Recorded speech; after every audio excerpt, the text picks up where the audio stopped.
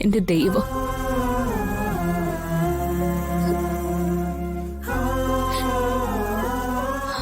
അദ്ദേഹത്തിന്റെ ഞരമ്പുകളിലെ ചോരച്ചാലുകൾ അന്ന് മഴയത്തൊഴുകുന്നുണ്ടായിരുന്നു.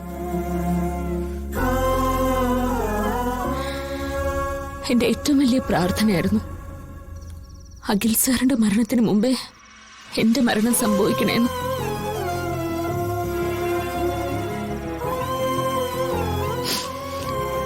അതാവുമ്പോ എനിക്ക് അഖിൽ സാറിനെ കണ്ണറയെ കണ്ടുകൊണ്ട് മടങ്ങാലോ. മറിച്ചാ സംഭവിച്ചത്. ഞാൻ ജീവിക്കുന്നോ മരിക്കുന്നോ എന്ന് ഉറപ്പില്ലാതെ അഖിൽ സാർ പോയി. എന്റെ ജീവിതം അവിടെ അവസാനിക്കായിരുന്നു.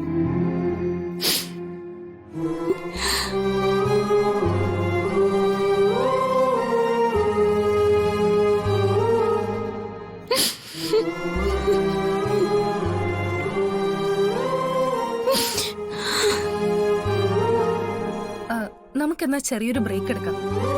ശ്യാമ മാഡം ഉടൻ തിരിച്ചു വരും.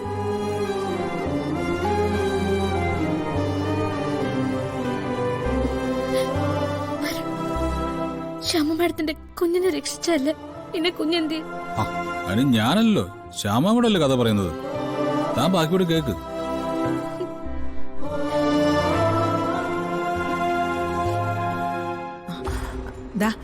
തുടങ്ങി മോളെ.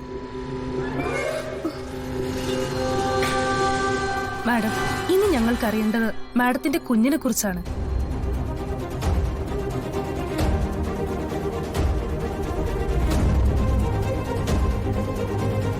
അത് വല്ലാത്തൊരു യാത്രയാണ്.